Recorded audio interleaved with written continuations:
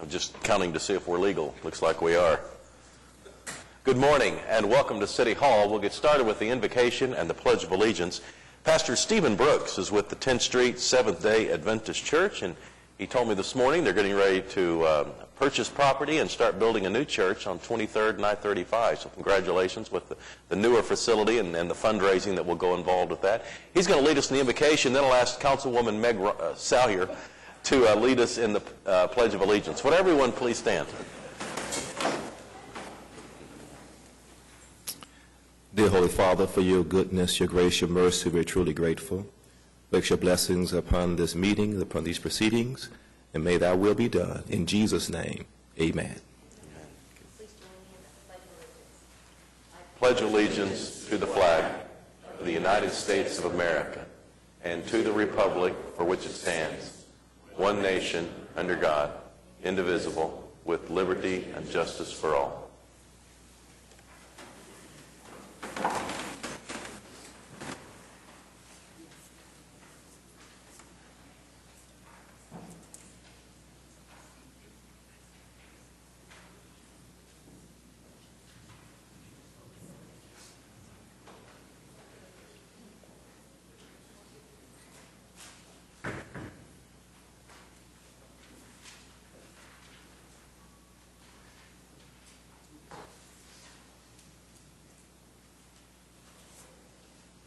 Well, we have a special award to present today. Robbie, you want to bring the award up? We are presenting the Curtis A. Schwartz Cityscape Award to Joe Hodges and Sherry Rice Rhodes of St. Anthony and SSM Healthcare of Oklahoma. You all want to come forward? We'll bring the whole group up if you'd like. This silver bowl, I guess the best way to call it? Mm-hmm. Okay. Been presented since 1983, so 30 years. It went to Bricktown. Probably one of the first notations of Bricktown in our city's history is on the side of this bowl, 1983 for Bricktown. But certainly a significant part of our city's history, and as so is St. Anthony's Healthcare. So thank you all so much for what you do. Let's show our appreciation. And you don't get to keep the bowl, but you get to look at it. Yeah. We did present them with an award this morning, but they don't get to keep the bowl. The bowl stays here, but it's a significant part of what this city is about. And thank you all very much for what you're doing in the city. Thank you all very much. John, good to see you. Morning. You bet. You bet. Thank you.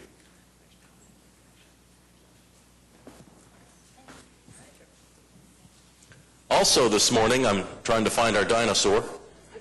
Terry Trashosaurus is here. Terry, come on up and bring your group from Oklahoma City Beautiful. Lisa Sinar and her staff. We have entered the month of March, and before you know it, April's going to be here, and it's going to be time for Litter Blitz. And we have a proclamation. I'll ask the clerk to read it. Whereas litter is a critical factor in our city's economic health, and a clean city reduces taxpayers' costs to remove the litter and attract new businesses. Whereas Oklahoma City Beautiful and the City of Oklahoma City are teaming up for Litter Blitz 2013. Litter Blitz 2013 is an effort to clean up neighborhoods, parks, streets, and businesses to help beautify Oklahoma City. Whereas neighborhood, civic, church, and business groups can register their team to pick up litter on a date they choose. And whereas each team will receive a packet with free trash bags, gloves, and tips for a safe and successful cleanup. Whereas last year more than 10,000 volunteers participated in the community cleanup and over 60 tons of trash was removed from our public spaces.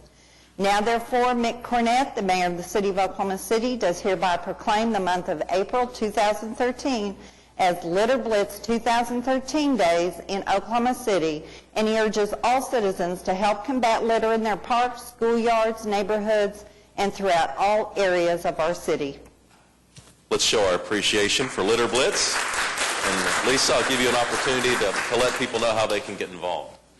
We are excited to kick off Litter Blitz again. We again hope we'll have 10,000 volunteers. We invite you to go to our website, oklahomacitybeautiful.com, and sign up there. We already have almost 100 groups signed up already to pick up litter.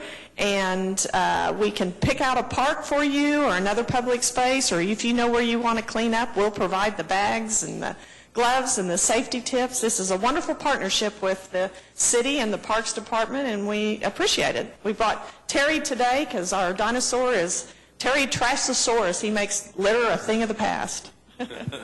And I want to just remind people how much easier picking trash up is as a group when you have their resources, because Cub Scout troops, church groups, neighborhood associations, office staffs can get together and pick up trash, but they will give you the gloves, the plastic bags, all of the necessary items that make it as streamlined as possible, and it certainly does make a difference. How many people were involved last year in Litter Blitz? We had 11,000 people involved last year. Imagine the impact on a city's beautification when 11,000 people roll up their sleeves and get after it. So we really appreciate our relationship with Oklahoma City Beautiful. And in kind of a combination of events this morning, we had the Silver Bowl out in the mayor's office today, and Terry Trashosaurus came in and moved his tail and knocked it right on the floor. So the bowl did not break. There was no damage done, Terry. But you got to watch that tail, I'm telling you. All right. Let's show our appreciation. Everybody get out and support Litter Blitz. Thanks, Terry. Mayor, while you're coming back to sit down, my office staff has participated for a number of years in Litter Blitz, and we've got our date, I think, April 11th, with another group of the businesses along Broadway, and we pick the trash up out of the alleys and along the street, and all go to lunch afterwards, and it's just a wonderful team building exercise and great for the city. So I really want to encourage anybody that can to get out and participate.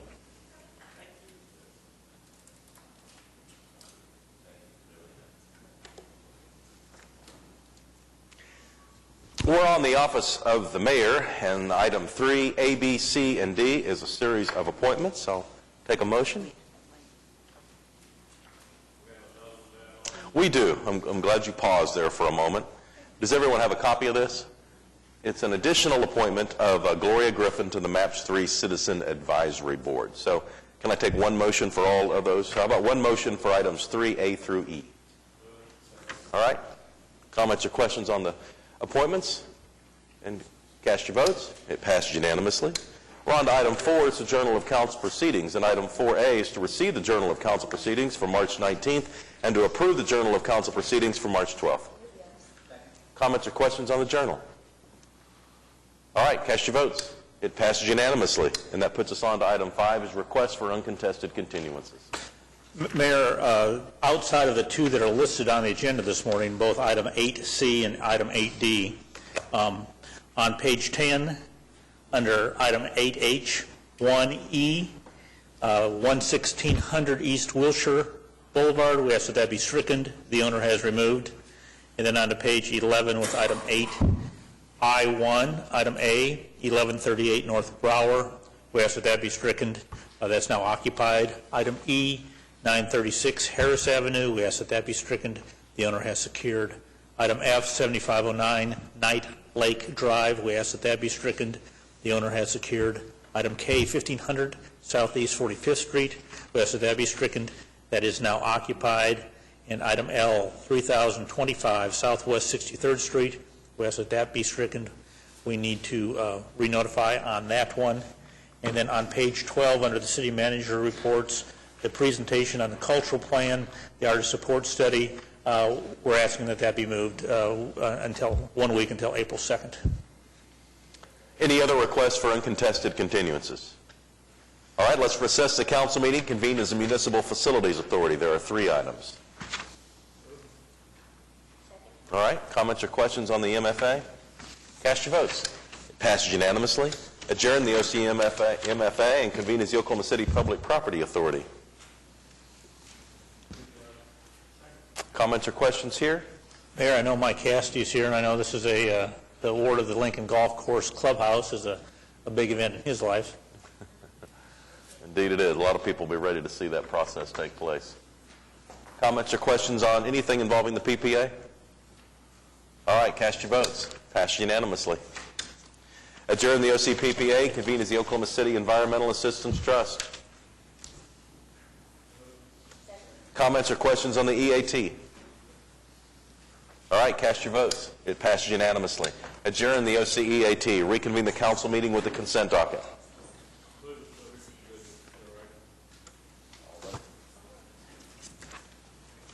is there any individual consideration requested on the reconvene on the council meeting? H, Pat? All right.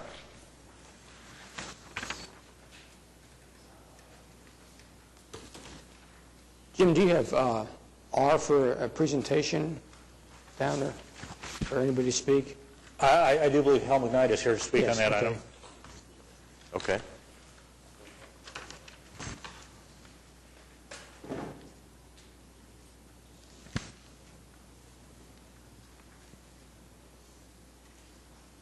All right, Pat, you want to get started with H? Thank you, Your Honor. Just a couple of quick questions. When will this project start, and will there be a pre-construction conference that we could invite the public to attend?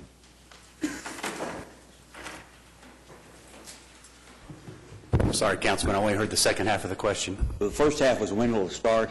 Second half, will we have a pre-construction conference prior to the start? Although the attendance at those pre-construction conferences tend to be small, they're valuable. If people have complaints later, we could at least point out they had an opportunity to voice those before we started. And it does something to take some of their sting out of things.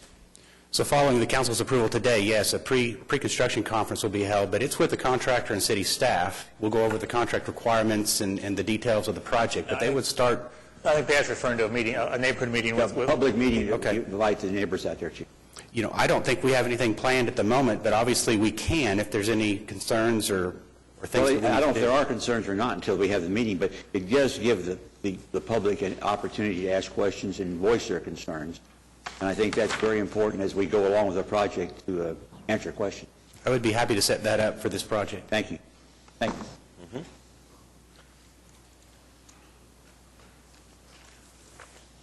And let me call Hal McKnight on up. Hal is a longtime member of our Trail Advisory Board and also serves on the MAPS 3 Committee for Trails and Sidewalks.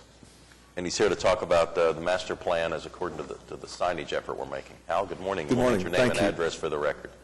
I'm sorry, sir. Need your name and address for the record. Hal McKnight, 7200 Eastern. I'm the chairman of the Oklahoma City Trail Advisory Committee. I'm proud to serve on that group, and we've been working in our committee for a long time on trying to see how we should best do trail signage and information on our growing trail system. We're really excited about the MAPS 3 trail that will be built south of Lake Overholser and will connect to the river and connect to where the trail ends on the west side of the Oklahoma River Trail. So we're moving forward, and the River Authority has done a really nice job of trail signage there, but we have a large area of trails in our network, and our committee voted unanimously to support what we're calling is the development of a trail signage master plan. This would include signage for trail etiquette, for map locations, dealing a lot with public safety, including 911 locator maps, and a lot of education is involved in this. We feel that we want to do this right the first time, and from our work on this, there's a lot of cities in the United States that have done a very good job that we can look at their work ahead of us, but I think it's really important to try and get this done right the first time. Not just for new people that would come into our area, but for our citizens and residents. We have a growing trail system. It is a it is a definite statement for our quality of life and for our health in our community. So we'd really appreciate any support that the council can have and as expedient as possible to move forward on approving this resolution for a trail master plan for signage. It's long needed. I think a lot of people show up on the trail. Yes, sir. Yeah. We've been working on a long time on the overall master plan that was developed a long time ago, and that's served us well. But as this city continues to grow, we need all the help we can to look into the future. Your Honor, is this a kind of project we need a consultant on? I assume we would. So we'll have an RFP go out eventually, and will the RFP cover the existing trails and the proposed trails as well? I would guess that to be the case, but I don't know the specifics on that. Let's get back to you on that, Council. Okay, thank you. It just seems like if we start the project, we ought to come up with a plan for all the trails, and as the trails are built, we can implement the signage plan as well. Ms. Ryan, can I address that really quick? That's one of the things that we want to try and do is have a uniform signage, that each trail wouldn't have its own unique logos, but that we would try and have a uniform situation across our city for all our trails.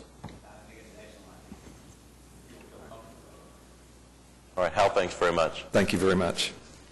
We have a motion and a second on the consent docket. Any other comments or questions? All right, cast your votes. It passed unanimously. Moves us on to the concurrence docket.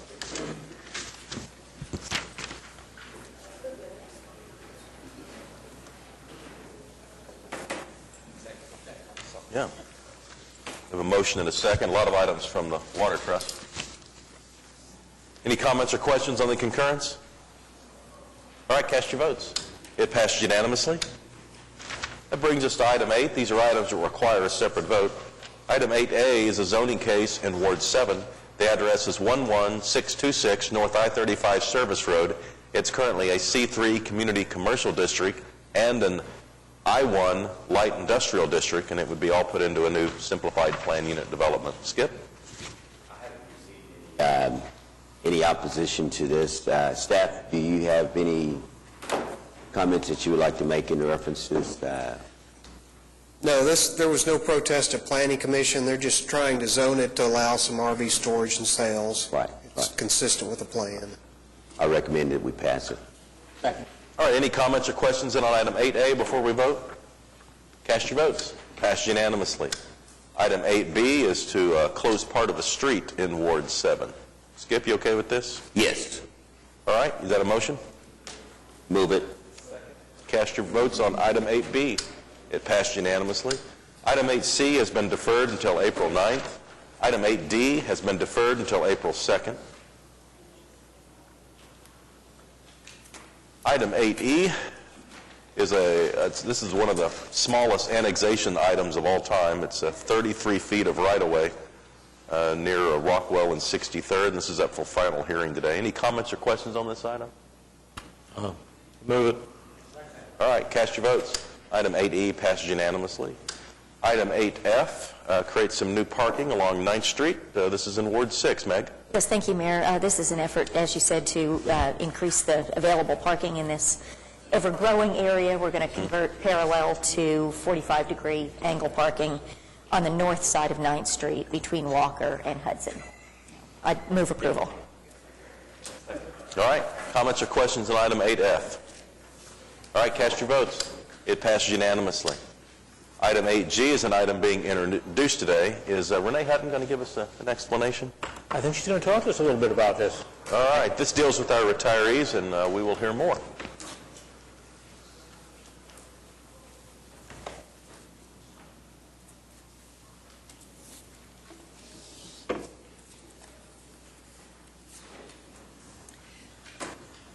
The item that we're introducing today has to do with Section 4079 of the Code dealing with our cost of living adjustments that are provided to eligible retirees and survivors of the Oklahoma City Employee Retirement System. Currently, our employees are contributing 6% of pay, and the employer is contributing 9.49% of pay. This, along with investment earnings, is used to fund the cost of benefits. Over the past few years, the retirement system has seen a high of 108% back in 2000, now to our current level of 87% as of December 31st, 2011. The employer contribution rate has also steadily increased over the past few years to currently 9.49%. We are expecting that to continue to increase to 11.8% beginning July 1, 2017. The major factor contributing to this loss of the funding status and the higher contribution rate is the lower investment returns that we've seen over the past 10 years. The Board of Trustees is recommending that we reduce the maximum cost of living adjustments that may be provided to eligible retirees. Currently, we are set at a maximum of 4%. We would like to reduce that to a maximum of 2%. By doing that, the proposed amendment is expected to reduce the employer contribution rate for fiscal year beginning July 1, 2013 from 10.84% to 7.15% and to increase our funding position from 87% to 96%.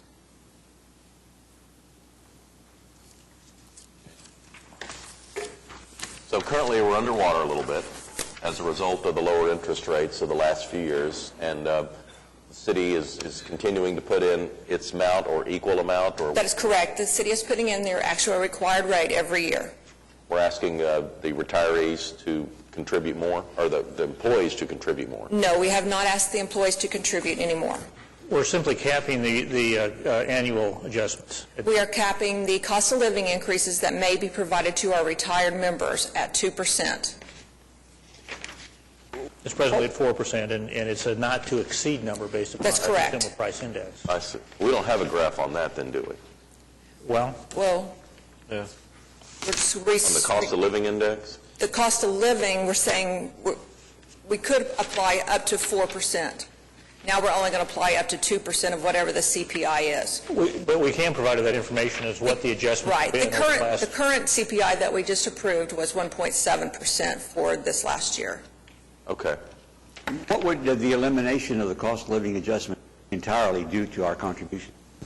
It would put them down Would reduce below our contribution. 5%, and the funding level would be probably a little over 100. Or it would be a relatively quick way to get us back to fully funded plan? It would be a quick way, yes. Excuse me, but also, should we encounter an environment where inflation, healthcare, and other types of costs were to begin to escalate, we could come back and revote? That is correct. It is something that can be changed. This is not what is called a guaranteed benefit. That means it is subject to change. The board has discretion over what is applied, meaning we are setting an up to 2%. We don't have to give it. But if the board feels like the cost of living back similar to the 70s and 80s when the cost of living index was usually 5 to 10%, it's what we saw in inflation, they could come back and ask for some sort of adjustment. Similar to what we did back in 2000 when we went back and approved an ordinance that brought everyone up to 100% of the cost of living that they had lost from their time of retirement to the day we did it. Those funds were available based upon investment earnings from the previous 20 years that had accumulated, so we used those funds for that purpose. Similar things could go on at that point, just depending on what the environment is, what kind of investment earnings we've seen over the next 10 years. There could be funds available for such a purpose, yes. Thank you. Is life expectancy changing as well, or is that holding? We are reviewing life expectancy at this present time. We are doing our 2012 valuation. Inside that, we will be studying life expectancy to see if there's any adjustments that we need to make on that front. Okay. Mayor, I was going to say, we saw last week the positive impact that our funding level percentages have on our bond sales, for an example. And so this is a great step in trying to readjust and get that funding level back to a higher I percentage. would characterize it as a half step. Yeah. But don't you think interest rates are going to gradually go up? Yes, but I'm not sure I totally agree with the cost of living adjustment on those retired salary. You know, I'd like to see what compare how many private plans in this area offer the same kind of feature, an automatic or not automatic, semi-automatic adjustment for cost of living.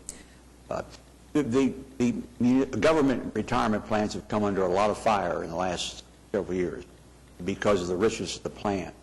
And what I'm concerned about is when we get the plan too rich, it will run into some significant legislation somewhere along the line that will really impact the plan severely. So I think the more conservative viewpoint approach we take as we improve the plan, or as we approve changes in the plan to continue something that may not be typical of retirement plans all over, we ought to look at that very carefully. What percentage are we funded today? 87. 87. And you say That this is, will get us back up to, say, 91. 96. 96. Right. That's based on our 2011 valuation. Our 2012 valuation is currently being formed by the actuary, and we should have that in June or July of this year. And are we expecting interest rates to improve or investment rates to improve? We are hopeful that they will improve. Is that calculated in? Actually, they're being more conservative in their approach. They're more conservative. Our interest rates, meaning we are forecasting that we're going to make at least 7.5% on our investment earnings, because we have a combination of stocks and bonds. Well, currently we're over that 7.5% if we look back for the last 12 months. So interest rates, meaning a CD rate or a bond rate, are fairly low, but the stock market has performed very well. So we're able to actually kind of put those two together and have over a 7.5% interest for the plan right now. Yeah, let's summarize this for a minute. First of all, in this economic climate, the 788? The 87% we are seeing right now is considered excellent by all standards. It's not a bad situation. Most people would kill for a situation like that. Renee, with her management and the retirement board, has come to us and said, here's what we need to do to adjust this to bring us back into line. They're not asking for the city for anything. They're saying, let's be more conservative in our projections on what we're going to do as we project our revenues in the future, and then let's cap this consumer or the cost of living index, which is the cost CPI, and lower that cap from 4% to 2%. And actuarially, by doing that, it gets you into the mid-90s at this point in time. And if their earnings pick up a little bit, they'll be at 100%, hopefully in a few years. Right. Yeah, Ed, then Larry. Can you just give me a sense for the dollar amount? I mean, what is the dollar amount of our total employer contribution on an annual basis? Employers around 11 to 13 million, just depending on total payroll dollars. And where did the 4% number come from, and when was it instituted? That was set back in 2000, I believe. It was just, we looked at what the prior 10 years of the CPI was, and looked kind of like the highest maximum that there was. So that's what it was set at, as a maximum of 4%, and that was cost effective for us. We thought it was going to be no more than 4% for a future look at inflation. Just like right now, we're looking with the Fed holding down interest rates, trying to keep a cap on inflation. We don't expect in the next 5 to 10 years that inflation will be over a 4%. But right now, all we can afford is a 2%. CPI in the 10 years before 2000 was? We're looking at right around about a 3.5% increase from, if we go back from about when we did it, looked like that was about an average of what we were looking at. If you average it over like the last 20 years, it would be like 2.5%. Probably so. Okay. Just a couple of quick comments. We have a number of state pension systems that would love to be at 87%. I think the teachers are 50s. Larry? So I applaud the system for doing two things. Number one, getting us back on track for the higher amount. We were over 100 for a while. Yes. And doing that in a way that doesn't eliminate raises in the pension system every year, just moderates it some, because again, some of the state pension systems have not had a raise in a long time. Right. So I think it's a good plan. My mother hasn't taught in 25 years, and she's still a member of the retirement system as a teacher. Larry? Yeah, a couple of questions, if you would enlighten me a little bit. Do we have a defined benefit or a defined contribution? We have a defined benefit plan. Okay, and aren't many corporate pension plans moving to a defined contribution? They are. Is that also a prevalent trend within the municipal area or the government area, or not? We have not seen that in the government area on a widespread. There are some states and some municipalities that are converting new hires to a defined contribution plan, but we haven't seen it as an overall impact through the whole 50 states. In doing that strategy, would that be even a more conservative strategy than the one we're currently It is following? more conservative for the defined contribution plan, but you still have to fund the defined benefit plan, which can cause it, since you're not putting in more people to help fund it, you can see those contributions continue to increase year after year because you're just funding the lives that are in it with no other new lives coming in to help even out the expectancies and put in more money and et cetera. Has the retirement board considered? The retirement board has not considered, but if city management would like us to review that, we can. It would be my feeling that they should look at it, but I'll leave that up to the rest of the council. That's my preference. We've had some discussions about this in our workshops and such in the past, and to remind, that's something that would have to be negotiated. I understand. Yeah. All right, Renee, thank you. Thank you. Do we have a motion on item 8G? All right, the item just being introduced today, we're setting a public hearing for April 2nd and then a final hearing on April 9th. Did we get a second? Cast your votes. Passed unanimously. We're on to item 8H, and this is a public hearing regarding dilapidated structures. Is there anyone here wishing to speak under any item listed under 8H? Cast your votes. Passed unanimously. Item 8I is a public hearing regarding unsecured structures. Is there anyone here wishing to speak under any item listed under 8I? Cast your votes. Passed unanimously. Item 8J is the opportunity to have Live on the Plaza throughout the summer. And Kristen Vales is here. Kristen, come on forward. Hi, we're going to have Live on the Plaza second Fridays in the Plaza District. It's an opportunity for our businesses, shops, and galleries to host featured artists, live music, and just celebrate the progress of the Plaza District every month. We're getting about 1,500 people down in the summers for this event, and it's just a great time to enjoy the Plaza District, enjoy the street, and celebrate our businesses in the district. So thank you for your support. Kristen, it's so exciting to see how it's growing, and you're going to incorporate now a little bit of North Gatewood with some additional food. Yeah, we're going to have an outdoor artist market. We'll have food vendors, so just livening up the street for the good weather, hopefully, this spring and summer. Wonderful. We'll make sure the weather happens. I move approval. All right, comments or questions here? Cast your votes. Passed unanimously. Thanks, Kristen. Congratulations on all the success. Item 8K will be moved into executive session later. How about a motion then? Cast your votes. Item 8K moves into executive session. Do we need executive session on item 8L? We do not. All right. How about a motion then to strike? Second. Cast your votes. Item is struck. Item 8M is claims recommended for denial. Is there anyone here wishing to speak under any item listed under 8M? All right. Cast your votes. Passed unanimously. Item 9 is items from council. Gary, you got anything for us today? All right. Ed?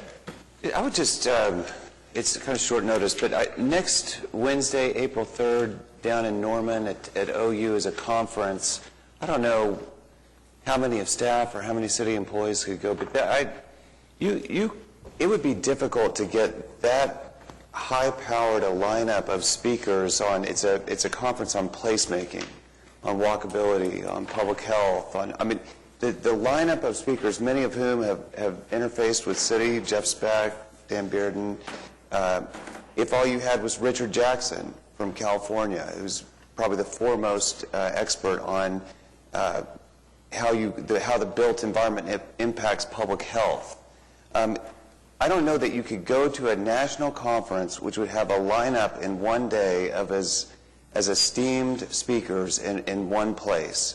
And so I think there's about 500 people that have signed up so far to go to this conference. You can go to iqc.ou.edu/conference, and you can register for the conference, and it has the address and stuff like that. But that's next Wednesday, April 3rd. It's a one-day event at OU, and I would just encourage as many people to go to that placemaking conference as possible, and especially from city if that's possible. Thanks. And I think that the deadline for registration is this Friday, so if people are interested in going, they ought to sign up for it. I know I have. Larry?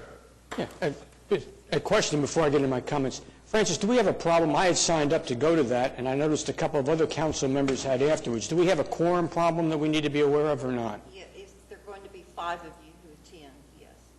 But I'll work with Debbie Martin and have something posted. Okay. Even in an auditorium with hundreds and hundreds of people, if we're not sitting together? If you're discussing city business. Anything related to city business is being discussed if you have a quorum. And if you've read the newspaper lately, it's just better to err on the side of... I understand. You know you can't go no place. Please check on the date of my reservation, okay? Because I think I've had mine in several weeks ago. I'm looking forward.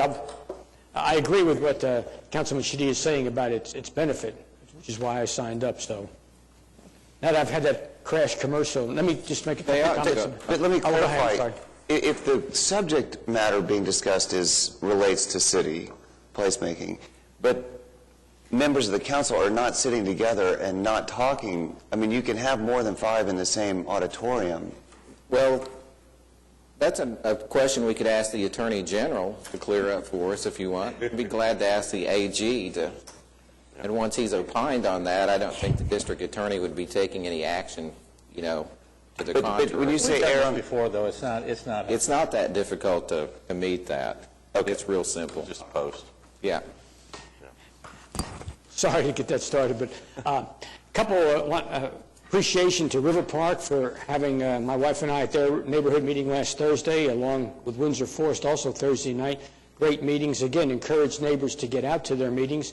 This week, Meridian Hills is having a meeting, and they don't like the exact night to be announced, but look forward to seeing the folks there. Thursday afternoon at 3:15, the Friends of Northwest 10th Street will be participating in their example of a litter blitz, cleaning up 10th Street from I-44 all the way out to the lake. And then April 2nd, next Tuesday night, there's going to be a very exciting meeting, I hope, being put on by Public Works and the Planning Department dealing with the 23rd Street Restoration Project, which will be started shortly. That will be held at Mayfield Middle School at 6 o'clock. Next Tuesday night, April 2nd. Hope all the folks in the Windsor District will make themselves available for that meeting. Thank you, Your Honor. David? Just a comment. Last week I was at Tinker Air Force Base with the Comstar program, and one of the issues that was brought up was the pending furloughs that the base may encounter beginning probably in the month of May, and their payroll exceeds $75 million, so a 20% reduction in payroll will have some impact on both Oklahoma City and the surrounding communities. Hopefully, Congress can work something out, but we'll have to wait and see. But it's disappointing, not just from a city's perspective, but certainly also to those families who are seeing their wages being reduced by 20% at no fault of their own. It's just the way our system is unfortunately not working at the national level. Thank you.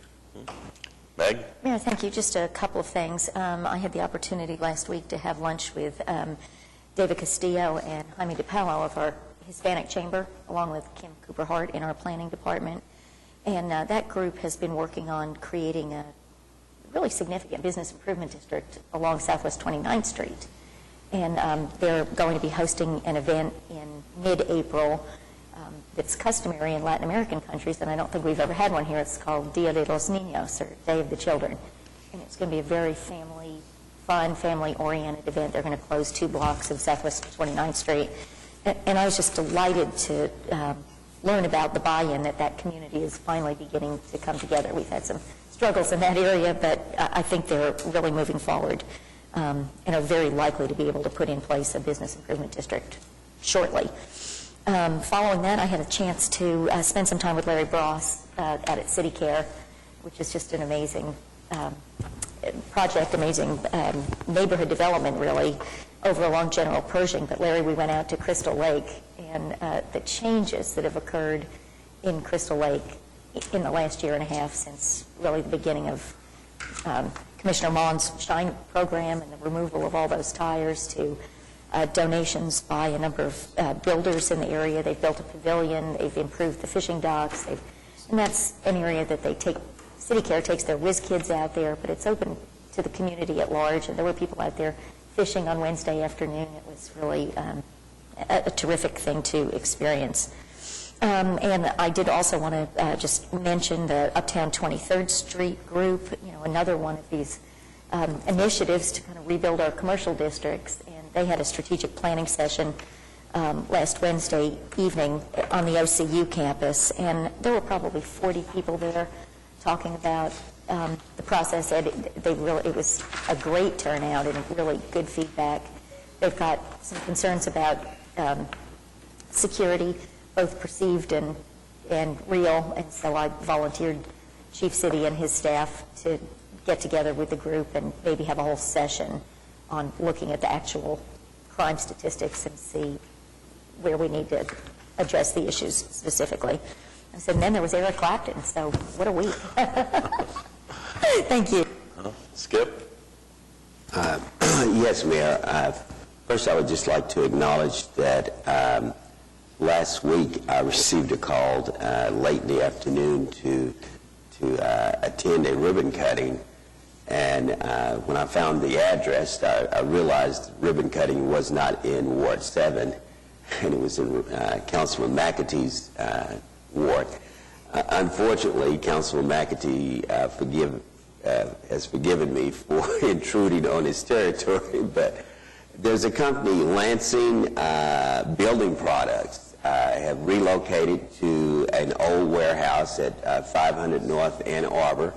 One of the assistant managers, one of the managers there, his father is an attorney, and contacted me and said that they just wanted somebody from the city there, and I went out and had the opportunity to meet the owner, Mr. Chris Lansing. It's a family-owned business that started in 1950, I believe, and they have, anchored, part of their business in Oklahoma City, and proud to be here. So it was a great opportunity to see a new business come to Oklahoma City and state that they were happy to be where they are as far as the city of Oklahoma City.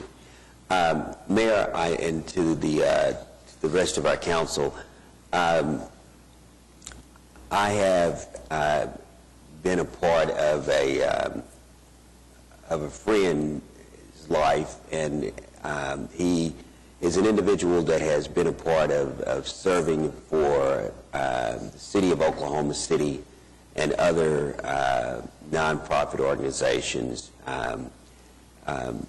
as it relates to just, being a servant.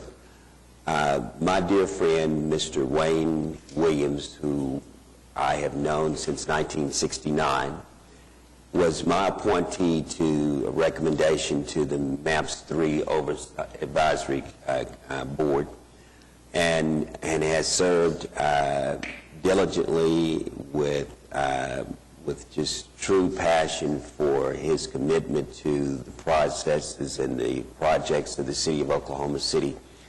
But unfortunately, due to health concerns, he has submitted a letter of resignation to the mayor's office and to me, and he will no longer be able to serve. And that's a very difficult task from the beginning, to find someone who has the time, who has the commitment, and who has all the other qualities that I think that a person needs to serve in a capacity of that nature, where you're talking about steering the best use and the best practices and recommendations for the citizens' funds and projects on behalf of the city of Oklahoma City. And so I just want Wayne to know, and his family to know, that we greatly appreciate every minute of his time that he has given to the city of Oklahoma City as far as serving on the MAPS 3 Citizens Advisory Board. And ONG has been his employer for over 40 years, and for approximately 30 years, I apologize. And he has served on a multitude of various different nonprofit programs for various agencies, the Urban League, NAACP, the OIC, and one of those individuals that you really are so close to. In my world, we say we're like brothers, and although we have no blood relationship, we are really that close. And so the resignation of him to this board hurts me deeply. I accept it with honor and respect on behalf of him and his family. And then the choice of recommending someone else to fill that position on his behalf to represent Ward 7. I don't think I could have found a better person close to Wayne to further the mission of the oversight, the advisory board, than Dr. Gloria Griffin. And so I want to thank the mayor for accepting Dr. Griffin's, my recommendation to Dr. Gloria Griffin to serve as the Ward 7 representative on the MAPS 3 Citizens Advisory Board. Thank you. Thanks, Skip. Pat? Just a quick question. Effective, I think, the 1st of April, the FAA is closing down several control towers in Oklahoma. One of them is a city-owned airport, Wally Post. And I wonder if there's any thought given to the city funding control tower operators out there. It's a very busy airport, and the problem they run into, there's a variety of aircraft using it, from corporate jets to little trainers, and there's a wide difference in their speeds of approach. And if you're not careful, we run the risk of having an accident. And secondly, I talked to a major employer out there who modifies aircraft and primarily corporate jets. And a lot of those corporate jets have in their insurance policies a requirement that they only land at controlled airports. And so they're going to have to either get a waiver of their insurance companies to land at the Wally Post or go someplace else to get their aircraft modified. And I think if the city, we need to look at the possibility, I think, of hiring some controllers ourselves and maintaining the sky routes. We'll be happy to take a look at that and get a proposal back to probably the airport trust first, but yeah. Okay, thank you. Yeah, I'd like to know how many flights a day go out of there and how that compares to other airports of its size. I think roughly 200 flights a day now. Really? 200 flights a day? Huh. Out of Wally Post. Wow, I'm surprised. City manager reports.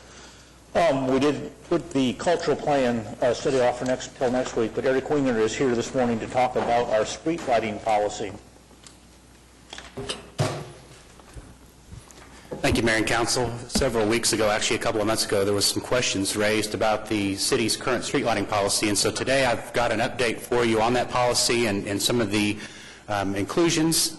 Also part of the presentation, as we've reviewed, there's some recommendations that we'll be making to you, and you can consider those as well.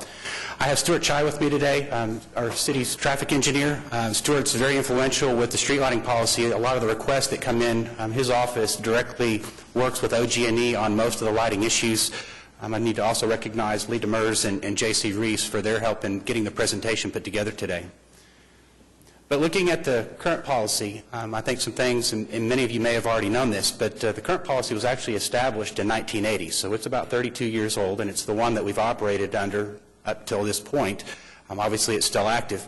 But there's a couple of pieces of the policy that need to mention. Obviously, there are two priorities. The first priority is on expressways and arterials.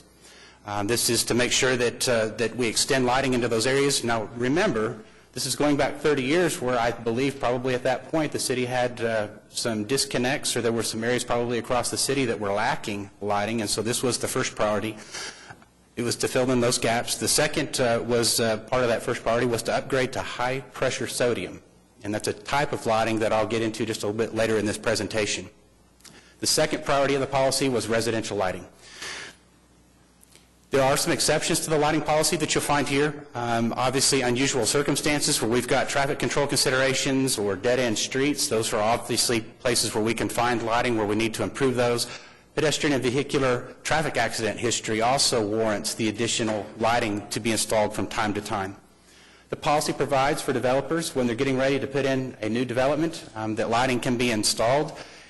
What the requirement is that they put it in at their own cost, but at a point where 50% of the development is completed, it can then be converted over to the lighting policy, and OG&E then takes on the maintenance with the city's assistance. Street lights installed have to be in conformance with the local power utility. Again, OG&E is probably our most significant provider of lighting across the metropolitan area. They have about, just in Oklahoma City, about 30,000 light fixtures that they maintain and operate on behalf of the city. But there are differences in costs, and so there are a number of poles that are in the system. When you look at those, and I'll show you a couple of examples, you'll see there's some variety, but there is a pretty specific pole that is currently being preferred by OG&E, and it's that high-pressure sodium pole. Question? Does the current policy mention anything about crime? I mean, is crime a consideration? I don't think that that's in there at the current time. I mean, that could be something as we look at revising the policy, but it does not. So traffic incidents, the dead-end streets, some of the things that are abnormal conditions are the only things included in the policy. Yeah. When we talk about expressways and arterials, and this is one of the first major categories, remembering that arterials is the first priority, residential is the second priority. These are some of the factors for lighting arterials, traffic counts of 500 vehicles or more in the peak night hour. We also have the vehicular traffic accident history that I also mentioned and the unusual circumstances. There's an interesting piece in the policy that I've noted here at the bottom of this slide. There is a clause that's included that says that the billing that is forwarded to the city from OG&E should not exceed a 5% increase from the previous year. Now, this has posed some challenges for Oklahoma City. It'd be one of the recommendations that staff would like to consider further. But as the city continues to expand and grow at a rapid rate, we are seeing that this is being exceeded. And so this is something that we obviously need to consider as a part of budgetary process and making sure that we can provide for future light fixtures. This is some examples of arterial lighting. On the right-hand photo, this is what we will call our typical light. We refer to this as the Cobra head or the Cobra style lighting. On the left side, we've seen a lot of this. You'll notice these are the fixtures that are in the Bricktown area. We're also starting to see those installed in other areas, but this is a semi-decorative lighting that is also being offered by OG&E. There are some non-specific lights that have been installed. Now, these are specialty cases, and these are harder to acquire. But again, on the left-hand side, you've got a shoebox-type lighting system, and on the right, just another decorative pole.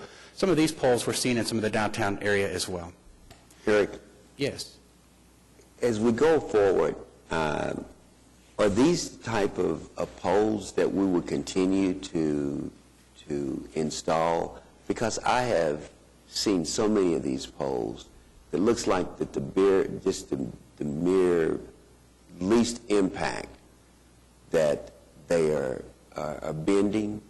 And the other thing that I have noticed on a regular basis is that the globe on them are, when the bulb and the I guess it's what you call the globe, they are easily falling down. I mean, they just tend to not have any strength to them to withstand the Oklahoma wind and the least little impact. So I'm just trying to, I mean, I've noticed a lot of these were part of a lot of the neighborhood alliance, the $10,000 grant that they were using to enhance and build some neighborhood capacity, and one of them was lights. And I think, as Councilman Shadid stated, I think this whole issue of lighting, if you don't have a factor of consideration for crime, that because if you got an area that's lit up, you do have at least a start of deterring some criminal behavior. But, some of these lights in some of the areas where they were first installed as a result of some of the neighborhood programs, those little bulbs were so thin, I mean, people were shooting them out with BB guns. And they were just falling on the ground and left there, So in response to the question about the lighting, there is a very limited selection that OG&E offers to the city for arterial street lighting. And it's the two lights that I showed on the previous slide. Right now, the only two approved light fixtures that OG&E installs is the Cobra head style, which is what we probably see in more than 95%, 98% of the city, citywide. There is the new Esplanade pole, the one that's the teardrop shape that you see in Bricktown. As a part of the MAPS 1 program, there was a desire for that pole, and OG&E accepted that. It cost the city a little extra to have it installed. But those two poles are the only two that OG&E currently offers. I do believe that might be something we want to visit with them more on other options. Obviously, we have the new Project 180 pole that is going into downtown. It's a city-provided pole. We'll call that it's a city-owned pole. It's not an OG&E-owned pole. So it doesn't limit what we can do, but if we want OG&E to service the poles and keep stock and make quick replacements and future maintenance, those are the only two that are on their list.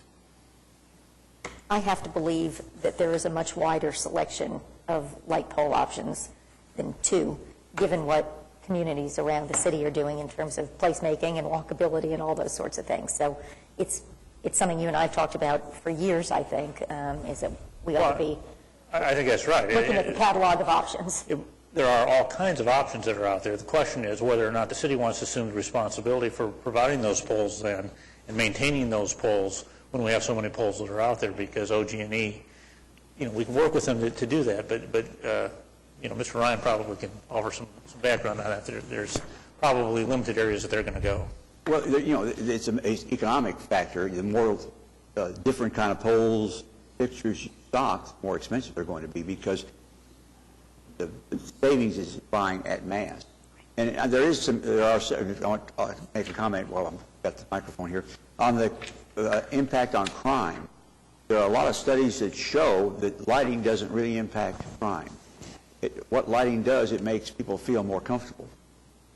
And well-lit areas are equally subject to crime as darkened.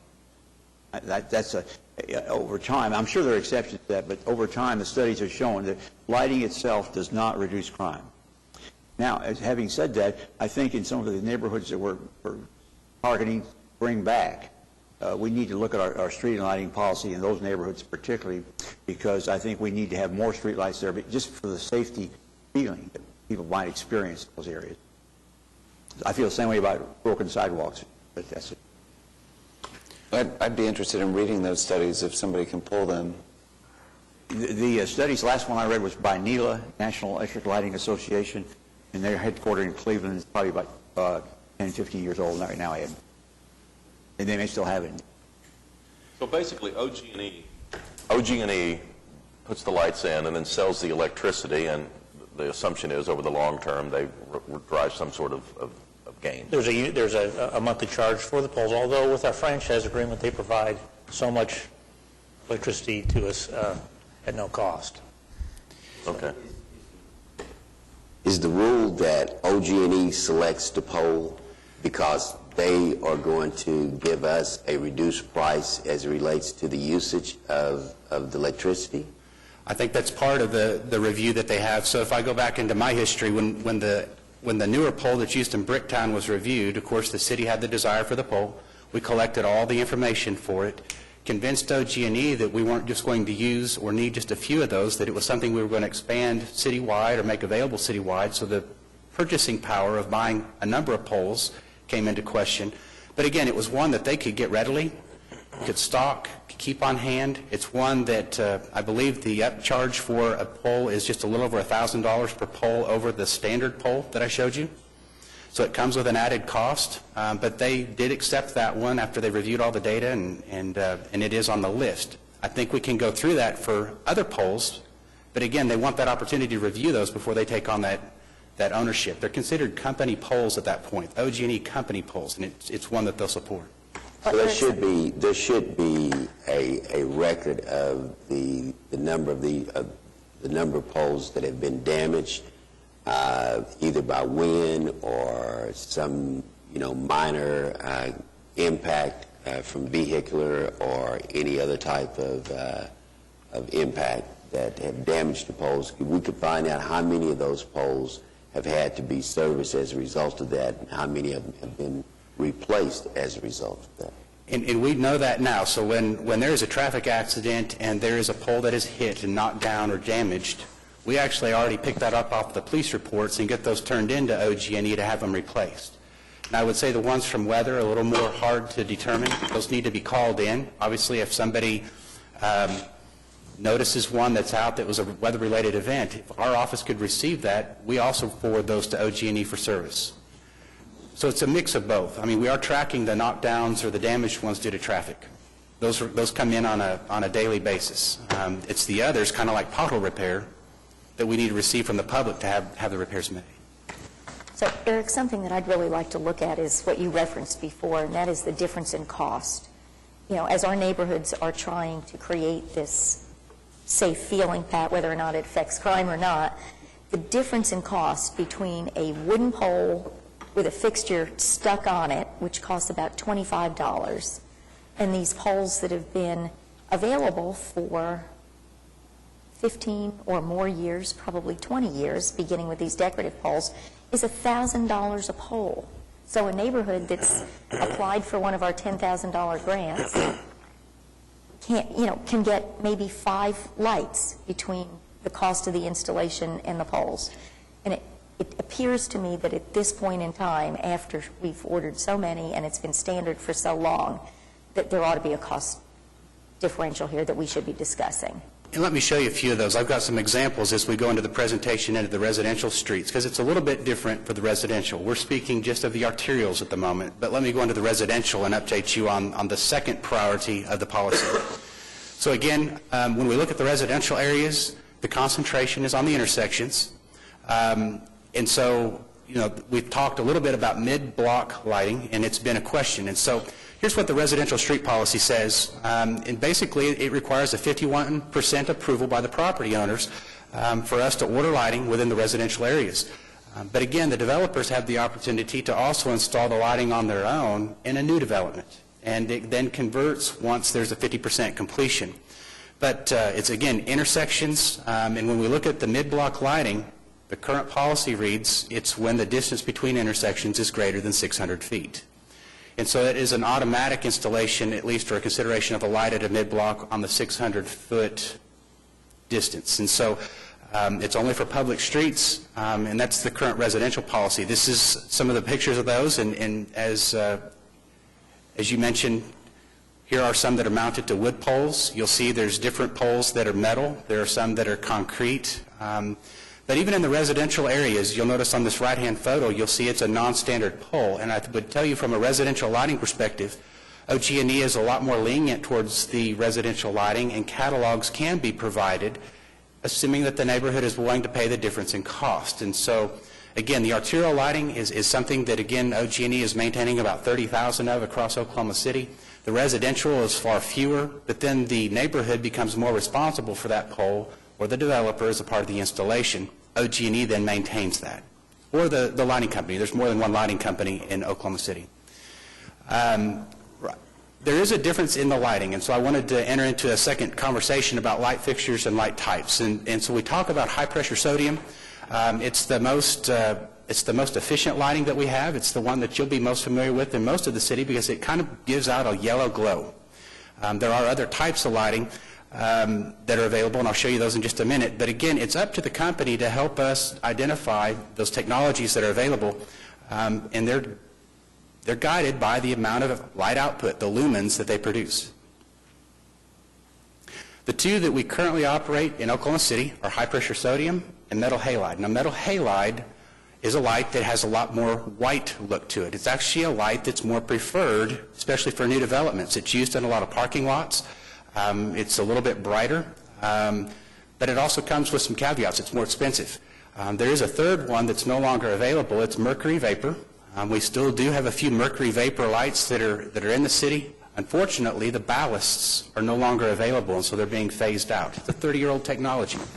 Parts are no longer available. So the two that I show you here are the ones that we currently have available through OG&E.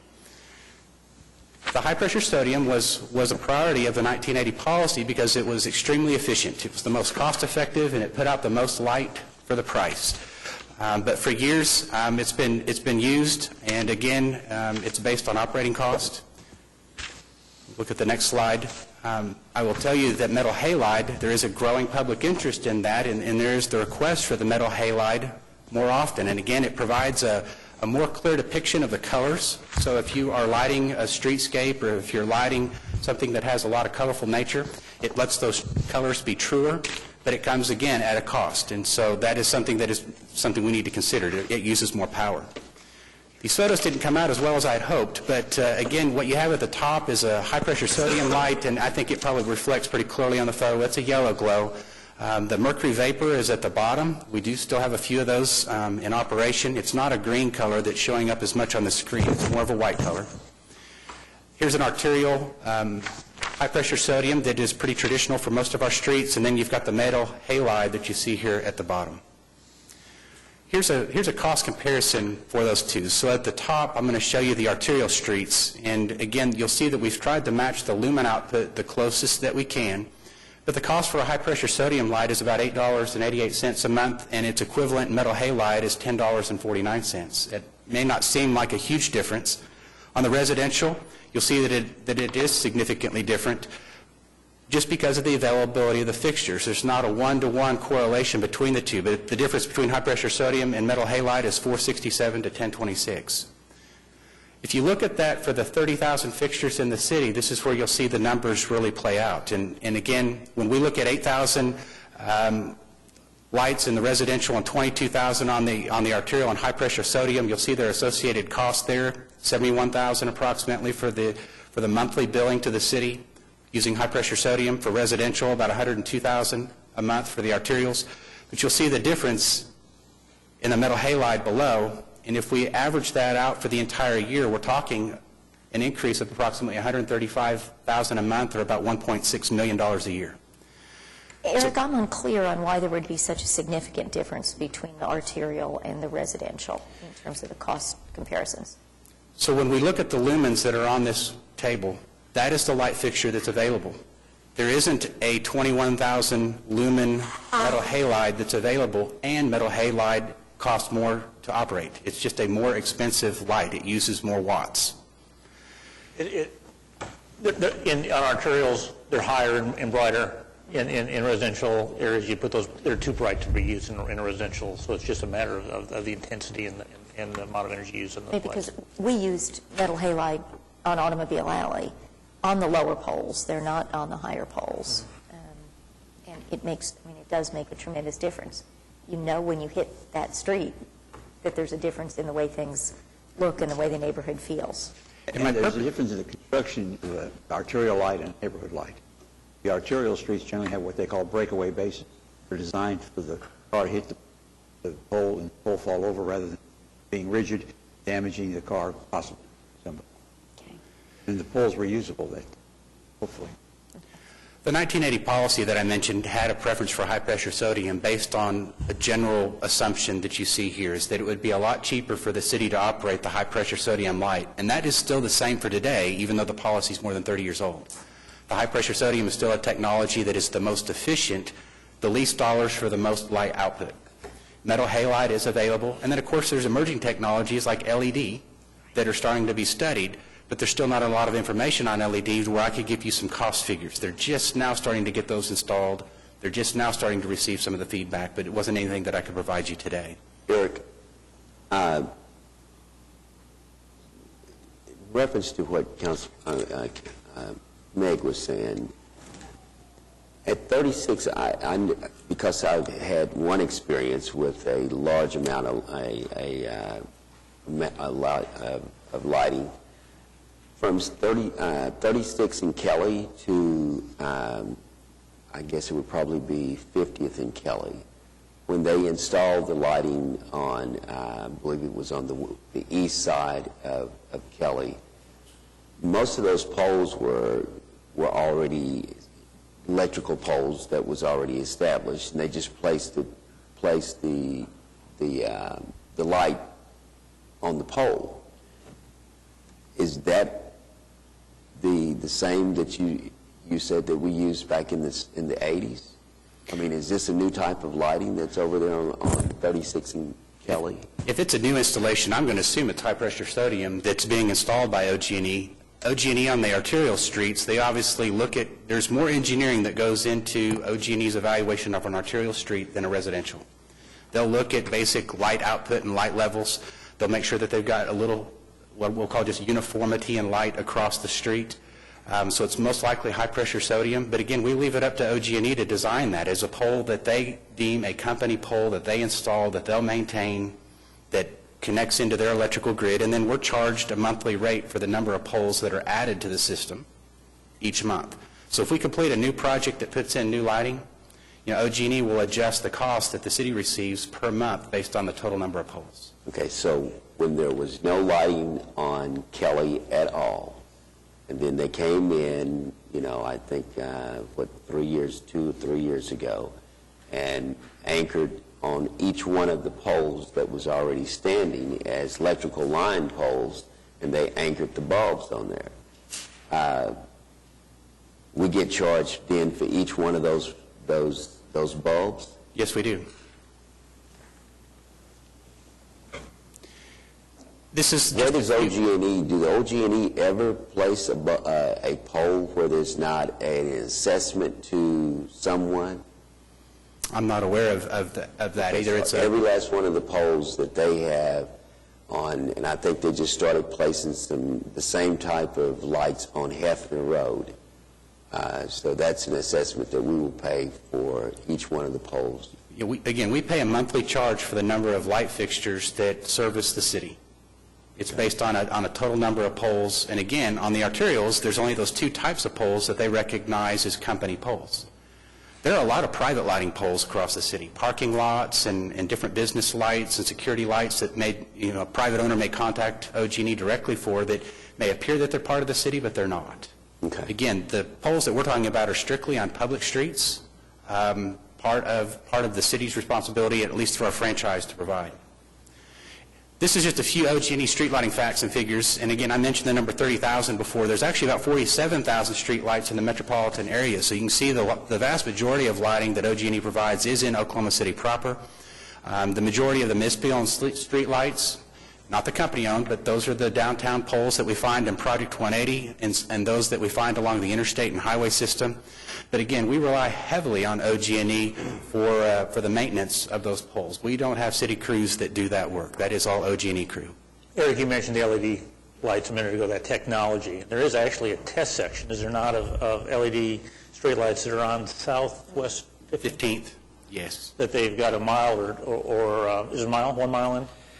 I don't know what the entire extent is. It's not that many lights. There's 5 or 6 LED lights that they've installed along 15th Street that they did just a few years ago. Between where and where? It's out west. I think is it on the new 15th Street? Do you recall, Stuart? Between Portland and Meridian. Okay. And it's 5 or 6 test fixtures. They were installed just a couple of years ago, and they've had some data collected. In the style that they installed, they had a couple of failures. One was a lightning strike. One failed that they're still trying to determine what the cause of failure was. They're working on a different brand of light now to install and consider. The brand is Cooper. So this is something that OG&E is continuing to look at and monitor to determine if they're wanting to make that a company pole. So some other facts that I have is Arkansas is really their test study area. They're looking at the actual state of Arkansas for LED fixtures. There's about 30,000 total lights that OG&E services in the Arkansas area. But they're looking at rate structures and things, and so I think that what we're going to find is through the study that's currently occurring to our east is something that we'll probably get to benefit from here in Oklahoma City once the data has been published. Yes. The previous slide, Eric, that you had up there, point number 2, the majority of municipally owned street lights are found along the interstate and state highway system in the downtown core area. Interstate, I've been waiting for that word to come up. Who owns the lights along the interstate, like I-44 by the fairgrounds, I-40 downtown through the Boathouse District? Whose lights are they on those interstates? So ODOT puts the lights in, but then they become a city maintenance responsibility. Okay. How do we get those lights to be on? Well, I will take those requests and make sure. We can certainly take a look at that. Well, the lighting down, it's called the Black Hole now, down by the Boathouse District. The interstate lighting along there. I think that's the result of the construction, because I've been walking the canal, and the lights are out at the end of the canal too. But I was assuming that they had somehow disconnected the lighting because of the construction on connecting the two bodies of water. We'll check on that and make sure. Yeah, it's really dark down there. It's really dark, okay. Yeah. Thank you, Mayor. Then the other area is along I-44 by the fairgrounds. I've driven by there, and the whole string is out from time to time. Is that our responsibility, or is that OG&E's? Well, OG&E will do the maintenance, but it'll be our responsibility to go out and request the maintenance, and then when the bill comes in, we pay the bill. So it's a ODOT installed, city maintained, but again, the city relies on OG&E to do the maintenance of those poles. But just as I mentioned earlier today, we need help in identifying those locations so that we know when to call those in, and we'll immediately call in these 2 locations to have them serviced. So a citizen concerned with those light outages should call Action. The Action line? Center would be a great. And give them the locations. Yes. Thank you, We sir. passed that on to OG&E. That's right. Eric, Yes. I guess sounds like we're beating a dead horse. If you look at the new development on Lincoln Boulevard, Okay. and all the new lighting that's from the Capitol going north to the highway, it's obvious then from what you have shared with us this morning that those lights are far in excess of some of the other lights that are situated throughout the city, right? There are some specialty lights that OG&E has installed or a developer has installed that yes, that fall into a gray area. Okay, so is that do we pick up the full tab as it relates to the lights on Lincoln Boulevard? I need to look further into that. OG&E does service those, and will service those. I don't know the exact, there's a separate cost structure for the non-standard lighting. So I think that's a good question, and I need to look into that further. I think those lights were put in when they did the Lincoln Renaissance, the Keating project, that redid that. So those, the state, I think, paid for those at that time, and I think we now pay for the operation this time. I mean, they're beautiful. I would just like to see some of the same type of fixtures in some of the other corridors, but, you know, if we're talking about this cost factor and you have one corridor that has, you know, a much, you know, higher cost as far as maintenance and the decorative look, and I think those lights over on Lincoln Boulevard, I think they are well, you know, situated in the ground, and I think they have a lot of base to them, and they look great, you know, and I just would like to see if that's, how much more of a cost would it be for some of our other main corridors to be affixed with the same type of lighting and decorum. And I think we can look at that as a part of the recommendations. And so I've got a couple of items, at least from staff's perspective, and we can add some of the other conversational items that we've had as a part of the update. But if you look at the next two slides, you know, we still believe that lighting along major streets, the arterials, should remain a city priority. And that's obviously one of the key areas. We are looking at maintaining the recommendation to limit to intersections on major streets that have more than 2 lanes. We do think that the residential policy does need to be updated. Again, there's such a variety of lighting that has been installed in the residential areas, it's not really addressed in the current policy. And then here at the bottom, you'll see reviewing current billing limitations. We talked about the 5% limitation that we have for annual increases. I believe that was probably put in to protect the city from year to year and making sure that we don't have large increases from the previous. The city's intent on residential lighting has not been necessarily to provide minimum lighting levels. And so when we go back to looking at intersections and a 600-foot mid-block requirement in residentials, it really is based on spacing. It's not based on an engineered design. It's not based on a number of light output or how the lights actually lay onto the street or the sidewalks. There is no distinction between the residentials, the commercial and industrial areas, so the policy currently doesn't make a differentiation there.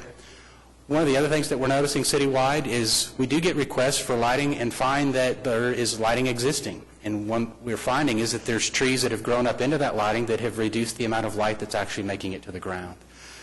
But I mentioned this as part of the policy, and what should the policy be as it reflects to trees and trimming trees and pruning trees, making sure that we've got light output that's acceptable. And then we've never established as a city a minimum illumination level.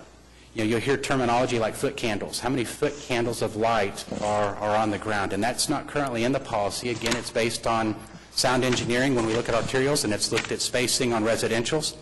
But most places will look at minimum foot candle requirements, and you'll find that in some of our city code for like parking lots and things. And so we think that should be something that's also studied as a part of the policy update. But with those, I've received several comments from you this morning also that we'd add to that list. I would be open to any other suggestions, but we'd like to take some time as staff to look at the 30-year-old policy, make some recommendations, and bring those back to you for an update in the future. All right, Eric, thank you. Thank you. Eric, I really would like to say how much I appreciate the fact you're taking a look at this. 30 years is a long time to not have reviewed, you know, what is really an important thing, I mean, not only for the safety on our major streets, but for our neighborhoods. And I just think standards have changed so much, and we've allowed ourselves to some extent, cost is a huge issue, and I'm not ignoring that, but we've allowed ourselves to be driven to some extent by our supplier or contractor. And I think it might be time to take a hard look at how we might rebalance that equation just a little bit. Thank you. Thank you. All right. Thanks, Eric. We're still under city manager reports. That's all, sir. Sales and use tax collections? A strong month. They are coming back a little bit better from the dip we had in February. Good. Be happy to answer any questions. All right. We have executive session. Mayor, could I, Yes. could I just go back to just a council item that I failed to acknowledge? And I would like to thank Ms. Kathy O'Connor for giving such a great interview as it relates to the JFK housing project that was featured in the Chronicle newspaper this past weekend. And it really shows how the city, the Urban Renewal Authority, and developers are working together to try to continue to increase the housing capacity in the JFK area. Thank you. All right. Skip, thanks. We'll have executive session.